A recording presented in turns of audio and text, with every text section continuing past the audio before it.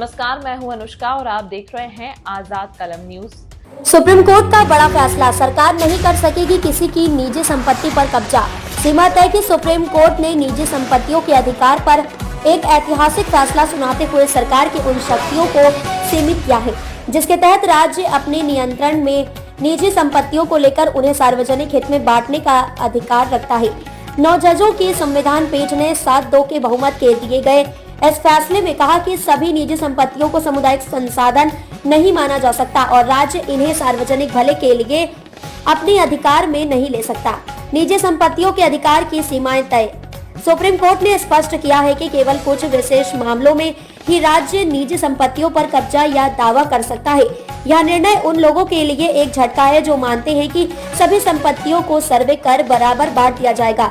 Supreme court के इस फैसले ने निजी संपत्ति पर व्यक्ति के अधिकार की पुष्टि की है।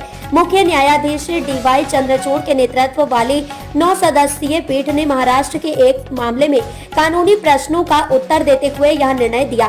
429 पन्नों के इस ऐतिहासिक जजमेंट में मुख्य न्यायाधीश चंद्रचूड़ और अन्य 6 जजों ऋषिकेश राय, JB पारदीवाला, मनोज मिश्रा, राजेश बिंदल, सतीश चंद्र शर्मा और ऑगस्टीन जॉर्ज मसीही ने इस फैसले को बहुमत से पारित किया। हालांकि जस्टिस BV नागरत्ना ने इस फैसले से आंशिक सहमति जताई, जबकि जस्टिस सुधांशु धूलिया ने पूर्ण असहमति में अलग फैसला दिया।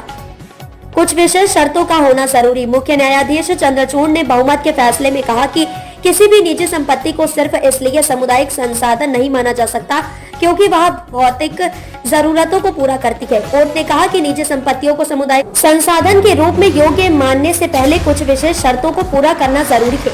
संविधान के अनुच्छेद 39B की व्याख्या करते हुए कोर्ट ने कहा कि सामुदायिक संसाधनों के अंतर्गत आने वाले संसाधनों की जांच कुछ विशेष मानकों पर आधारित होनी चाहिए। इनमें संसाधन का प्रकार, उसकी विशेषताएं, समाज की भलाई पर उसका प्रभाव, संसाधन की कमी और निजी हाथों में ऐसे संसाधनों के केंद्रित होने के परिणाम शामिल हो सकते हैं। सार्वजनिक विश्वास का सिद्धांत भी उपयोगी। पीठ ने कहा कि सुप्रीम कोर्ट द्वारा विकसित सार्वजनिक विश्वास का सिद्धांत भी उन संसाधनों की पहचान करने में सहायक हो सकता है जो सामुदायिक संसाधन की श्रेणी में आते हैं। यह सिद्धांत इस बात को समझने में सहायक हो सकता है कि किन संसाधनों को सरकार अपने अधिकार में लेकर सामुदायिक भले के लिए इस्तेमाल कर सकती है। हालांकि कोर्ट ने यह भी स्पष्ट किया कि यह केवल उन्हीं संसाधनों पर लागू होगा जो कुछ विशिष्ट मानदंडों को पूरा करते हैं।